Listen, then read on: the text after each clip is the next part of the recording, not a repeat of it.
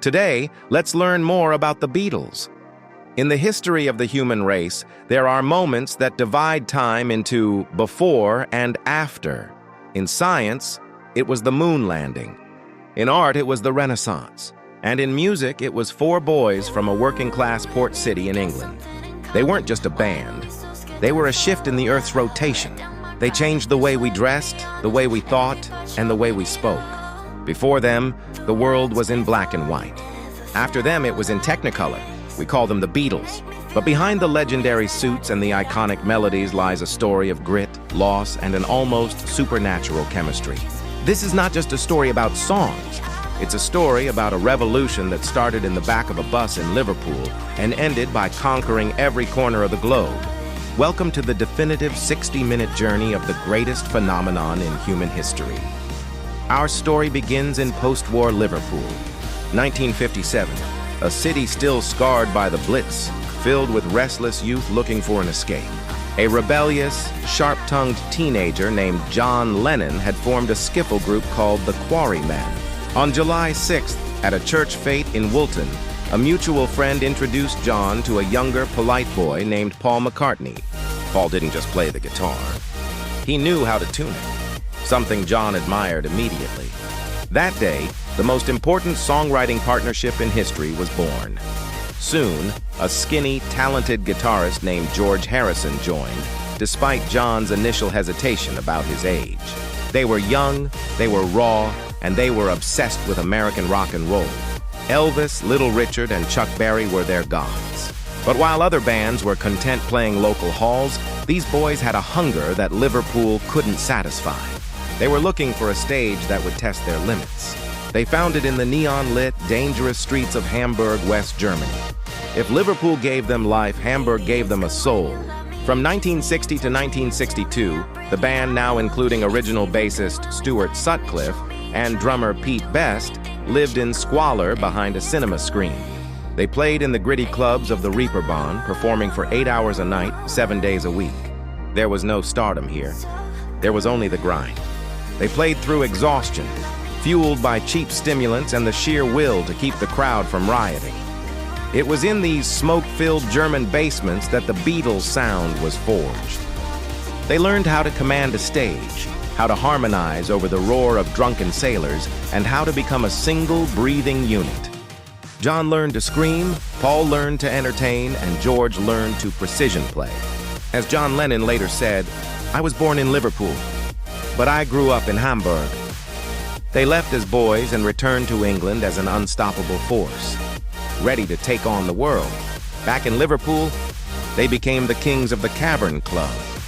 It was there, in a damp underground cellar, that a refined record store owner named Brian Epstein saw them for the first time.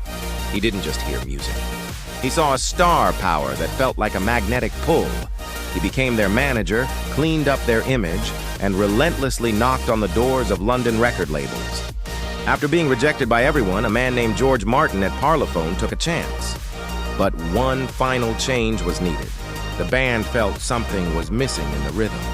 They turned to a steady, charismatic drummer they had met in Hamburg, Ringo Starr. With Ringo behind the kit, the chemistry was finally perfect. The four-headed monster was complete. The fuse was lit, and the explosion known as Beatlemania was only months away. By 1963, something strange was happening in Britain. It started as a ripple in small ballrooms and quickly grew into a tidal wave. The press called it Beatlemania. It was a frenzy never seen before in human history. Young fans weren't just listening to the music. They were losing control. They wept, they fainted, and they chased the band's limousine through the streets of London. Songs like Please Please Me and She Loves You became the soundtrack to a generation that was finally finding its own voice. At the center of this storm were the Fab Four. They were witty, charming, and unapologetically themselves. During the Royal Variety performance, John Lennon famously told the wealthy audience, "For the people in the cheaper seats, clap your hands, and the rest of you, if you'll just rattle your jewelry." They were the first working-class heroes to conquer the British establishment. But as they sat at the top of the UK charts, a bigger challenge loomed across the Atlantic. America, the birthplace of rock and roll, was waiting. On February 7, 1964, Pan Am Flight 101 touched down at JFK Airport. As the four boys stepped onto the tarmac, they were met by 3,000 screaming fans. It was the start of the British invasion. 2 days later, they appeared on The Ed Sullivan Show. An estimated 73 million people, nearly half the population of the United States, tuned in to watch. It is said that during those minutes, the crime rate in America dropped to near zero. Every teenager in the country wanted to be them, and every parent was terrified of their long hair. In April 1964, the Beatles achieved something that has never been repeated. They held all top 5 positions on the Billboard Hot 100. Can't Buy Me Love, Twist and Shout, She Loves You, I Want to Hold Your Hand, and Please Please Me. They hadn't just entered the American market, they had obliterated it. The cultural exchange was complete. The youth of the world now had a unified capital, and its name was Liverpool.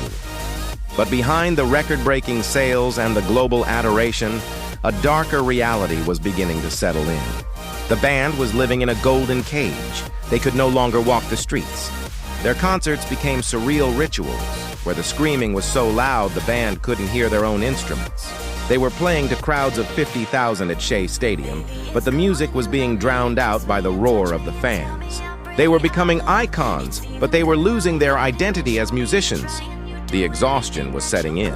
Between 1963 and 1966, they were on a non-stop cycle of recording, filming, and touring. They were the most famous faces on the planet, but they were tired of being mop tops. They wanted to be artists. They wanted to explore the sounds they heard in their heads, sounds that a simple 4-piece rock band couldn't produce on stage. The seeds of rebellion were being sown. The Beatles were about to walk away from the lights of the stadium and into the sanctuary of the recording studio, where they would change the definition of music forever. By the summer of 1966, the Beatles had reached a breaking point. Their final concert at Candlestick Park in San Francisco wasn't a celebration. It was a quiet funeral for their life as touring musicians. They could no longer hear their music over the screens. And more importantly, they could no longer play the music they were creating in the studio. They were tired of being the Beatles, as the world defined them. They decided to do the unthinkable. They retired from the stage forever to become a studio band. This was the moment the pop stars died, and the musical pioneers were born. In the sanctuary of Abbey Road Studio 2, the rules of music were being rewritten. With the album Revolver, the band began to experiment with tape loops, backward recordings, and Eastern philosophies. George Harrison's sitar wasn't a gimmick anymore. It was a bridge to a new consciousness. John Lennon's voice was fed through Leslie speakers to sound like the Dalai Lama screaming from a mountaintop. They were no longer writing songs for the radio. They were painting soundscapes. They realized that in the studio, they were limited only by their imagination. Then came 1967, the summer of love. The Beatles emerged with an alter ego. St. Pepper's Lonely Hearts Club Band. It was the world's first true concept album. They wore neon military suits instead of gray mop-top jackets. They turned the studio into a laboratory of magic. From the orchestral climax of A Day in the Life to the colorful explosion of Lucy in the Sky with Diamonds, they proved that rock music could be as complex as a symphony and as profound as a novel. The album became the heartbeat of a global counterculture. For a brief moment, it felt like the entire world was listening to the same frequency. But at the height of their artistic triumph, tragedy struck. In August 1967, their manager and fifth Beatle, Brian Epstein, passed away suddenly. Brian had been the glue that held their egos together and the business mind that protected their dreams. Without him, the four members had to manage themselves for the first time. The transition was rocky. While they continued to create incredible music, the cracks in the foundation began to show. The band was entering its most creative yet most turbulent era, the era of the White Album and the long, slow walk toward the end. January 1969. In a cold, cavernous film studio at Twickenham, the Beatles attempted to go back to their roots. The plan was simple: write and rehearse a new album in front of cameras and perform it live. But the reality was a nightmare. The cameras only captured the disintegration of a family.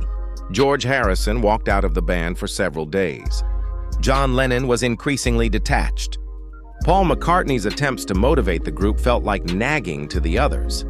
It seemed like the greatest band in the world was going to end not with a bang, but with a bitter argument. The project, titled Get Back, was shelved, leaving behind hours of footage of a band dying in slow motion. But even at their lowest point, the four men realized they couldn't end like this. They made a pact. Let's make one more record the old way. They returned to Abbey Road with producer George Martin. The result was Abbey Road, perhaps the most polished and perfect album in their catalog. From the iconic medley on side 2 to the heavy rock of I Want You, She's So Heavy, it was a masterclass in musicality. They put aside their lawsuits and their egos for one last summer of magic. When they recorded The End with its sequence of guitar solos and the final lyric, "And in the end, the love you take is equal to the love you make," they were writing their own epitaph. They knew it was over, and they wanted to say goodbye with dignity. Before the final breakup, there was one last act of defiance. On a freezing London afternoon, without any announcement, the Beatles climbed to the roof of their Apple office at 3 Savile Row. They plugged in their amplifiers and began to play. For 42 minutes, the streets of London stopped. Passers-by looked up in wonder as the familiar sounds of Get Back and Don't Let Me Down echoed through the city. For those moments on the roof, the tension vanished. They were just 4 friends from Liverpool again, playing rock and roll and laughing at each other. When the police finally arrived to shut them down, John Lennon leaned into the microphone and said, "I'd like to say thank you on behalf of the group and ourselves, and I hope we pass the audition." It was the perfect ending to an imperfect year. In April 1970, Paul McCartney officially announced the end of the Beatles. The world mourned, but the music never died. Through the solo years, the tragic loss of John in 1980 and George in 2001, and the release of their final song, Now and Then, in 2023, the vibration they started in 1957 has never stopped. They taught us that 4 ordinary boys could change the world with nothing but guitars and an idea. They showed us that love is all you need, and that change is the only constant. As long as there is music, there will be the Beatles. And as the needle lifts from the final groove of this 60-minute journey, remember, the dream is over, but the melody remains forever. This has been Mango. I look forward to seeing you again. Bye!